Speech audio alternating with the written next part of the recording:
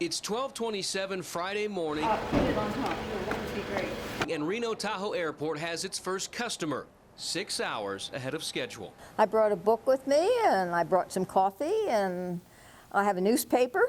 Too excited to sleep, too nervous to stay home, retired Marine Corporal Peggy Fish is one of 38 veterans headed to Washington, D.C. thanks to Honor Flight Nevada. Once a Marine, always a Marine. You're just ready to be in the military and go along with it. And this will be wonderful to be with some of the people who are military people also. There you go. Within a few hours, fellow soldiers begin filing in, most of whom have had about as much sleep as Peggy. It's surprising how much you stay, how harder it is to sleep when you're anticipating something. They wear their branch of service and time served proudly, each with a story to tell. I went in as a volunteer in World War II at 17, and I put 8 years in. That covered the Korean War, too. For some, the trip will be the very first time they've talked about their time at war. And some have had very bad experiences, and they don't want to talk about it. I can understand that. I want to hear more stories. I want to understand more of what happened.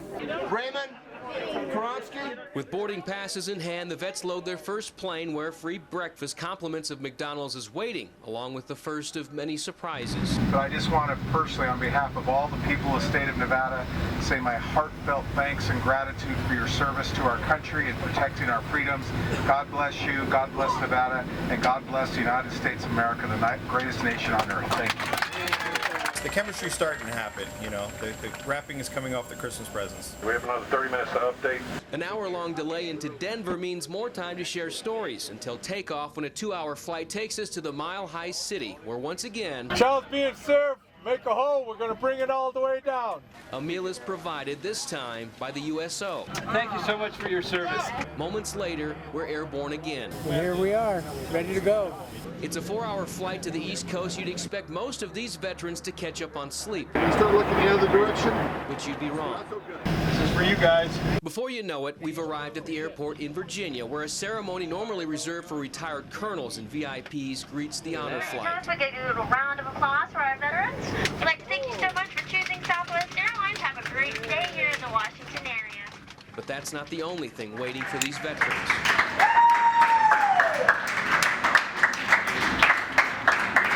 I start crying.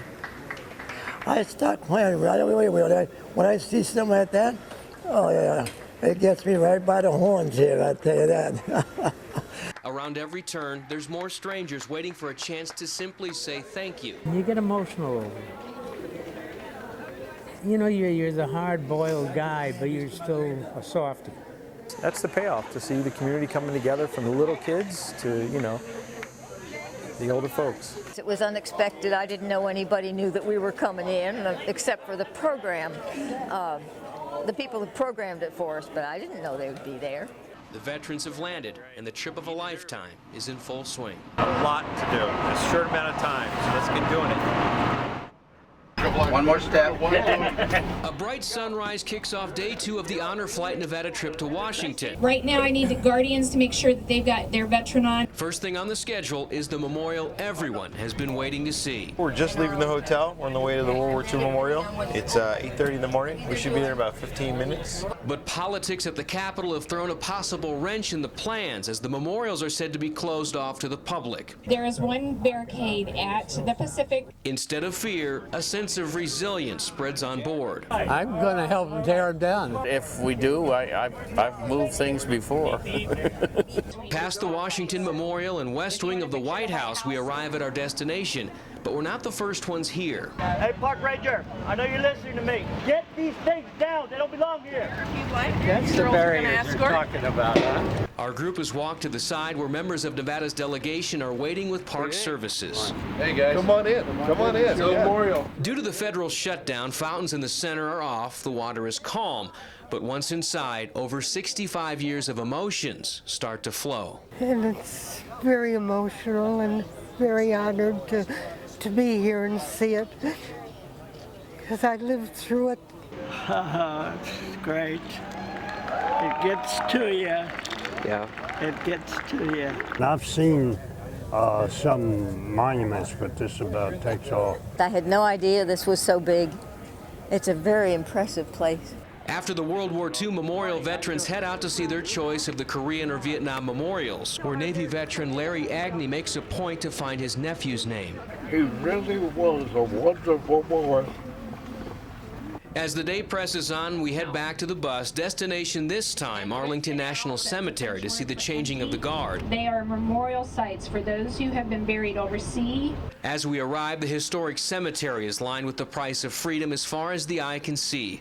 Once inside, another surprise is revealed. We are going to ask you, if you'd like to represent Honor Flight Nevada and present the wreath at the tomb. Corporal Peggy Fish happens to be one of the 4 members selected. Something Ronald Reagan did, and I will be a part of it. I'm so excited.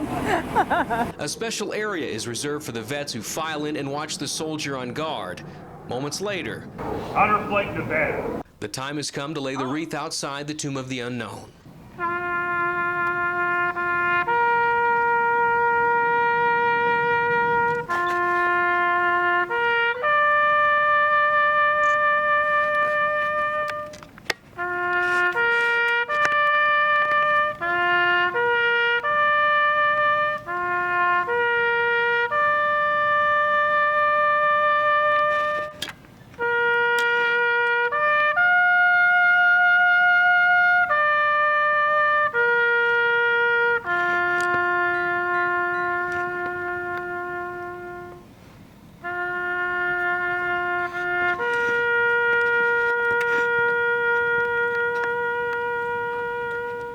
This kind of stuff, I can't get through it. It's part of my life. A few hours later, back at the hotel, our group gathers for the final dinner of the trip. Everything goes as planned until Honor Flight Director John Uspa pulls out a duffel bag. I'm sure you remember back in the old days when you were serving. You look forward to mail call. There's been a bunch of strangers, a bunch of kids, a bunch of family, a bunch of loved ones that have sent you letters. James Wilson. Envelopes are passed out one by one, letters are removed, and that's when it happens. I cannot read this. Whatever it is, no one in the room can avoid it. I just can't read them without breaking down.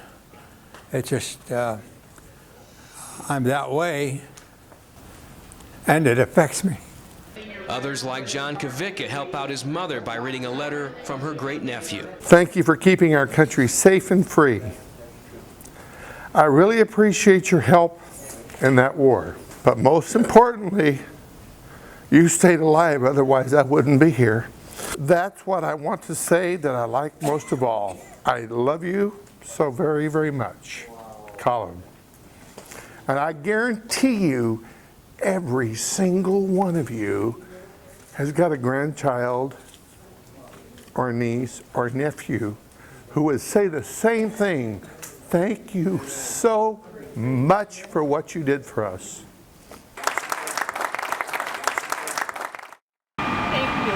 It's been a weekend of handshakes from strangers, tears, and lots of laughs for the 38 veterans from Honor Flight Nevada. All these people come up and shaking hands with you, people you never saw before in your life. It was a great feeling, and I never experienced a feeling like that. As the men and women wait for their plane in Maryland, those memories are already playing out, and for the first time, a chance to reflect. When I got that envelope with some notes from some of these little kids, I cried.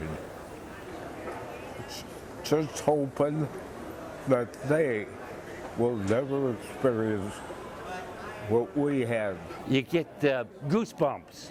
That's what I felt. I always felt like a kid getting all this attention.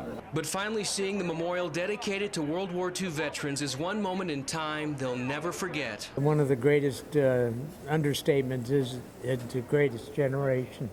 They were much more. But as the old saying goes, all good things must come to an end. Thank you for your service. Our first flight takes us to Las Vegas, where Gate B11 is filled with a familiar sound. Somebody came up and handed it to me here in Las Vegas, and I was so surprised, and she said, "This is for you."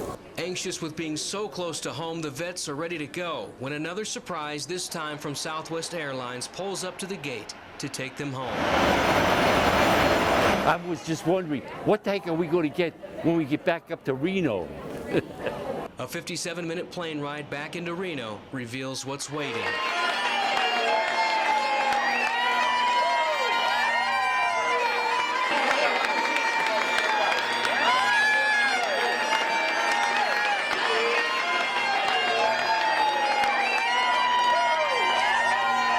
I tell you, it was a lot different than when we came back from Vietnam. People weren't too thrilled with us at that point. The Baby Killers series, I think, is over. I think now the troops are getting some support. Everybody should, when they come home, should have a reception like that. The trip of a lifetime has come to an end, but the memories will live on. To meet these old guys, you know, and each guy has his story, and I tell you, it's just, I don't know how I can explain it to my wife. This trip has really brought back faith in a lot of people. It changes their lives, their kids' lives. It changes the community's lives, how they see them. It changes our lives. God bless you, America, Nevada.